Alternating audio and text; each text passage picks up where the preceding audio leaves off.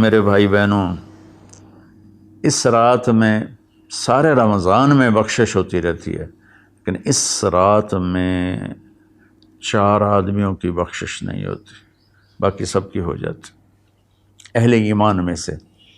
تو 4 آدمیوں کی بخشش نہ ہونے کا مطلب یہ ہے کہ اگر یہ توبہ نہیں کرتے تو ان کے لیے معافی کوئی نہیں، اگر یہ توبہ کر لیں تو ایک دم معافی، ان کو بھی اللہ کی رحمت ان کو اپنے چھاؤں میں لے لے گی۔ پہلا ہے مدمن خمر، جو مستقل شراب کا عادی ہو، مستقل شراب پینے والا یا کوئی بھی نشہ کرنے والا جو آدمی کو مفلوج کر دیتا ہے۔ تو اس وقت میں نشہ خمر شرابی تھا، اب تو ہیروئن اور کوکین اور کیا کیا وہ ٹیبلٹس بھی ایسی آ گئی ہیں، ایک ٹیبلٹ 5-5 ہزار کی ہے، اور ہمارے کالج سکول کے بچے بچیاں اس میں بالکل 16-17 سال کی عمر میں اس میں پھنسے ہوئے ہیں۔ تو مدمن خمرن، شراب پینے والے کی بخشش نہیں ہوتی۔ دوسرا کون ہے؟ عاق لوالدیہ، یہ عجب لفظ ہے، عاق۔ عاق عقا یعقو ہے، اس کا مطلب ہوتا ہے پھاڑ دینا، ٹکڑے ٹکڑے کر دینا۔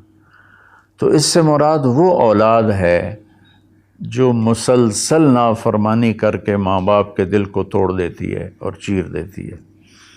ایک ہوتا ہے کبھی کبھار آواز بلند ہو جانا، وہ تو ایک فطری چیز ہے کہ بیٹے کی آواز ماں کے سامنے بلند ہو جائے، باپ کے سامنے بلند ہو جائے، بیٹی کی آواز ماں کے سامنے بلند ہو جائے، باپ کے سامنے بلند ہو جائے، یہ نیچرل ہے، اس کو نافرمانی نہیں کہتے۔ یہ ایک وقتی طور پر ہوتا ہے، پیچھے وہ ان کو پھر بیٹے کو خیال آتا ہے تو وہ معافی مانگتا ہے جا کے، بیٹی کو خیال آتا ہے وہ معافی مانگتی ہے جا کے ماں سے، تو ان کو نافرمان نہیں کہتے۔ عاقہ وہ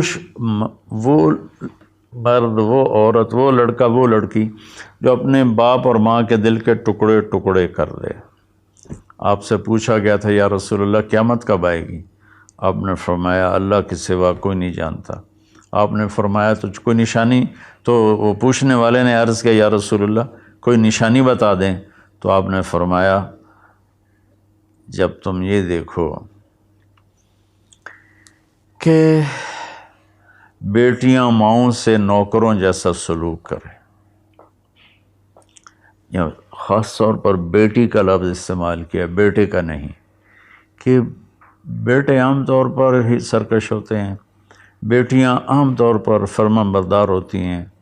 تو آپ نے فرمایا جب تم یہ دیکھو کہ بیٹیاں بھی ماؤں کی دل شکنی کرنے لگ جائیں اور عرب کے بدو لمبی لمبی عمارتیں بنانے لگ جائیں، تو سمجھنا کہ قیامت قریب ہے۔ تو میں یہ بچیوں سے خاص طور پر کہتا ہوں کہ یہاں اللہ کے نبی نے بیٹوں کا ذکر نہیں کیا، بیٹیوں کا ذکر کیا ہے، کہ جب یہاں تک نوبت پہنچ جائے کہ بیٹیاں بھی ماؤں کے ساتھ نوکروں جیسا سلوک کریں تو پھر قیامت قریب ہے۔ تو یہ بہت کامن ہو چکا ہے ہمارے گھروں میں، کیونکہ اس موبائل نے اور یہ کمپیوٹر نے، انٹرنیٹ نے ہماری ساری زندگی اس کے اندر کھپا دی ہے۔ ہمیں رشتوں کا لحاظ نہیں، رشتوں کی قدر نہیں، ایک دوسرے کے پاس ادب نہیں۔ میں جب بہت چھوٹا تھا تو میں نے اپنی ایک پچھلی نسل جو اب ساری ختم ہو گئی ہے، تو ان سب میں اپنے ماں باپ کا اتنا ادب ہوتا تھا کہ کوئی ان کے آگے چوں نہیں کرتا تھا۔ میں نے اپنے دادا کے بھائی کو دیکھا ہے، دادا کو میں نے بس ایسے حلیہ، ایسے کہ ہیولا سا ہے بھائی، یوں شکل تھی لیکن وہ یاد نہیں۔ دادا کے بھائی کو دیکھا ہے تو دادا کے بھائی کے جو بیٹے تھے نا، جب ڈیرے میں بیٹھتے تھے تو اپنے والد کے سامنے نہیں بیٹھتے تھے، پیٹھ کے پیچھے بیٹھتے تھے، حالانکہ دین کی کوئی خبر نہیں تھی۔ یہ اس وقت کی معاشرت تھی، مشرقی معاشرت۔ اب بھی آپ جائیں تھر میں تو ہندو عورتیں ہوں گی، جب گاڑی آئے گی تو ایک دم اپنا گھونگھٹ نیچے کر لیں گی، حالانکہ ہندو عورتیں۔ یہ تہذیب مشرق ہے۔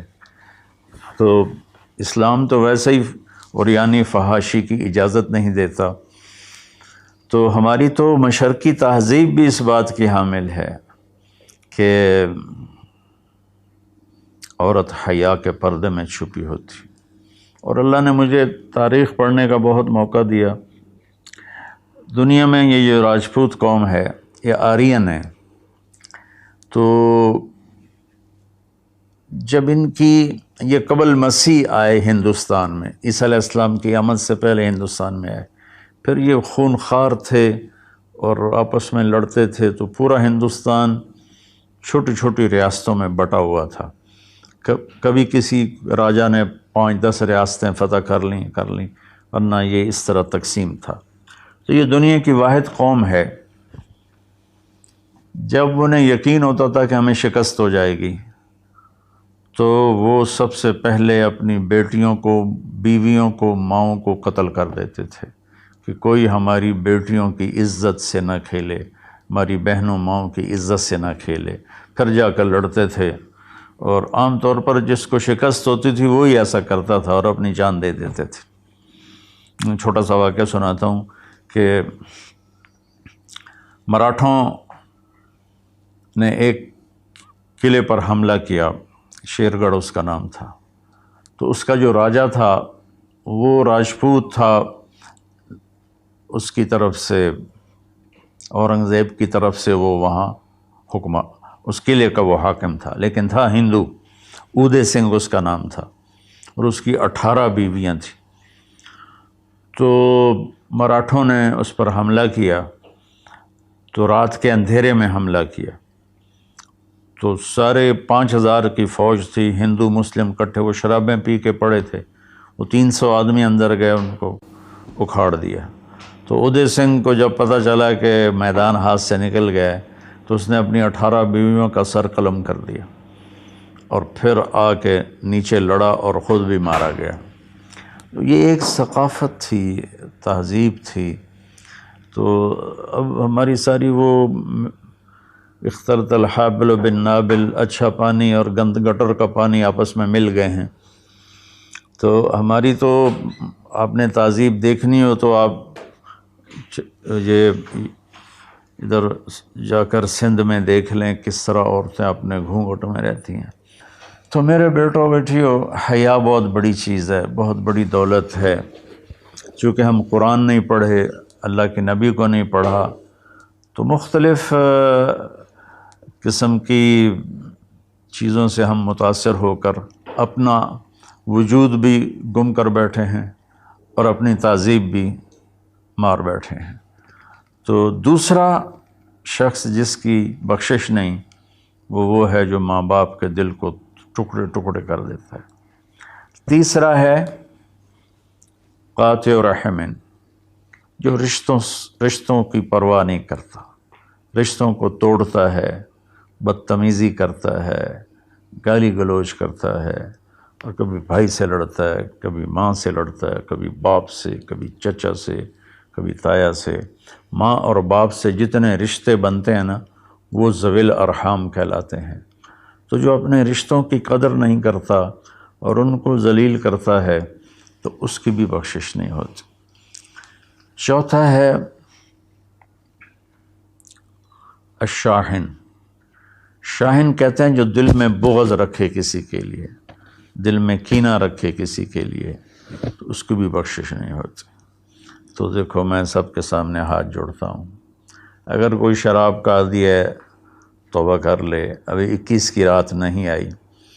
اگر کوئی ماں باپ کو ناراض کر کے بیٹھا ہے تو ان کے پاؤں پکڑ کے راضی کر لے۔